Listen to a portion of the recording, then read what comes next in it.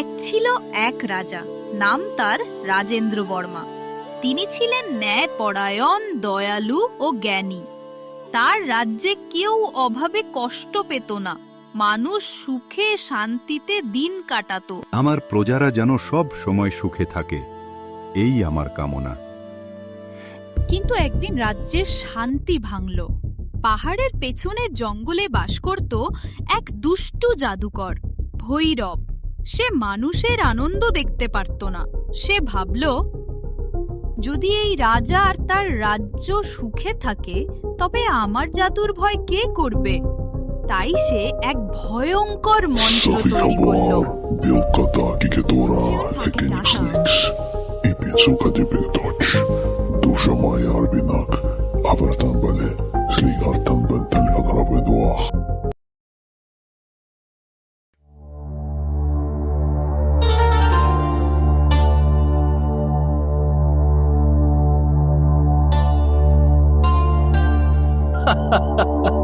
এত সুখ কেন এই রাজ্যে?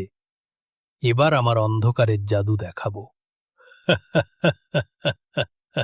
Sophie Kabar, Bilkata Kiketora, Ekenix Leaks, Ipinsuka Dibigdotch, Dusha Maya Arbinak, Avartan Bale, Sli Artan Bentel Agrabedoach. এক রাতে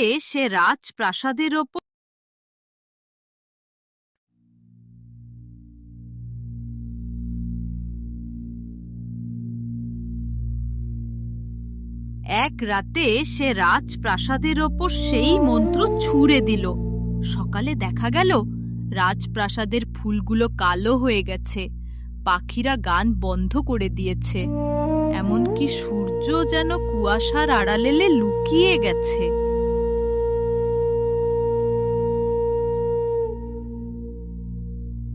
রাজা সঙ্গে সঙ্গে তার বিশ্বস্ত সেনাপতি অর্জুন ও রাজগুরু মহেন্দ্রকে ডাকলেন।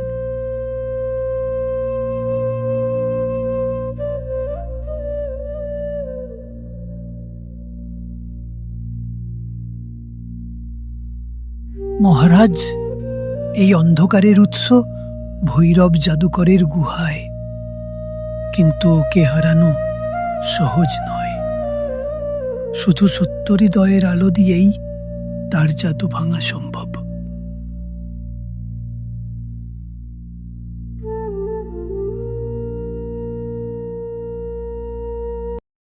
রাজা নিজের হৃদয়ে সাহস ও ভালোবাসা ভরে একা বেরিয়ে পড়লেন। পথে অনেক বাধা এলো, আগুনের নদী, ঘূর্ণিঝড়, জাদুকরের বিভ্রম। কিন্তু রাজা কখনো ভয় পেলেন না। তিনি সব সময় ভাবলেন, আমার জনগণ আমাকে ভরসা করে, আমি হারব না। শেষে তিনি ভৈরবের গুহায় পৌঁছালেন।